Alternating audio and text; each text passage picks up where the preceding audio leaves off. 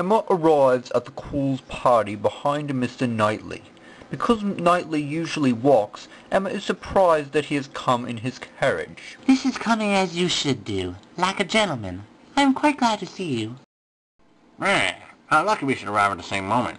For if we had met first in the drawing room, I doubt whether you would have discerned me to be more of a gentleman than usual, see? You might not distinguish me by how I came, or by my look and my manner. Yes, I should. I am sure I should. There is always a look of consciousness or bustle when people come in a way which they know to be beneath them. You think you carry it off very well, I dare say, but with you it is a sort of bravado, an air of affected unconcern. I always observe it whenever I meet you under those circumstances. Now you have nothing to try for. You are not afraid of being supposed ashamed. You are not striving to look taller than anybody else. Now I shall really be very happy to walk into the same room with you. Nonsensical girl.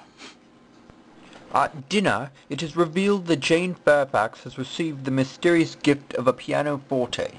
People assume the piano is from Colonel Campbell. I declare I do not know when I have heard anything that has given me more satisfaction. It has always quite hurt me that Jane Fairfax, who plays so delightfully, should not have an instrument. It seemed quite a shame, especially considering blah blah blah blah blah blah blah blah blah blah blah blah blah blah blah blah blah blah. Whilst I'm sure we ought to be ashamed of it. We're in great hopes that Miss Woodhouse may be prevailed with to try it this evening. Why do you smile? Nah, why do you? Me, as a girl I smile for pleasure as Colonel Campbell being so rich and liberal. It's a handsome present. Very. Another one that was never made before. Perhaps Miss Fairfax had never been staying here so long before. Well, I have not given use of your own instrument, which I must now be shut up in London untouched by anybody. That is a grand pianoforte, and might think it be too large for Mrs. Waite's house. You may say what you choose, but your countenance testifies that your thoughts on the subject are very much like mine.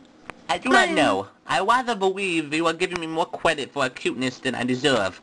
I smile because you smile, and shall probably suspect whatever I find you suspect. But at present, I do not see what there is to question. If Colonel Campbell is not the person, who can it be?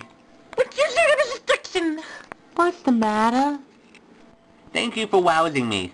I believe I have been very rude, but really, Miss Fairfax has done her hair in so odd a way, so very odd a way, that I cannot keep my eyes from her. I never saw anything so outrageous. Those curls. There must be a fancy of her own, and I see nobody else looking like her. I must go ask her whether it is Irish fashion. Shall I? Yes, I will. I declare I will, and you shall see how she takes it, whether she colors. After Miss Weston sits down, she tells Emma that Mr. Knightley brought his carriage so that he could convey Jane home. They continue to talk about Mr. Knightley and Jane. In short, I've made a match between Mr. Knightley and Jane Fairfax. See the consequence of keeping you company? What do you say to it? Miss Knightley and Jane Fairfax? Dear Mrs. Weston, how could you think of such a thing? Mr. Knightley! Mr. Knightley must not marry. You will not have little Henry cut out from Donwell. Oh, no, no. Henry must have Donwell. I cannot not at all consent to Mr. Knightley's marrying, and I am sure that it is not all likely. I am amazed you should think of such a thing. Emma and Jane sing and play the piano for the company, with Frank accompanying. When Frank persuades Jane to sing one more song, after her voice has begun to grow hoarse, Mr. Knightley intervenes.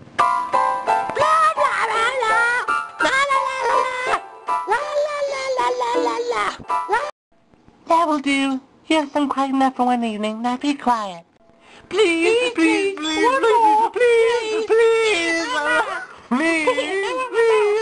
I think you can manage it without effort. The first part is so trifling. The strength of the song falls on the second. That fellow thinks nothing but showing off his own voice. This must not be.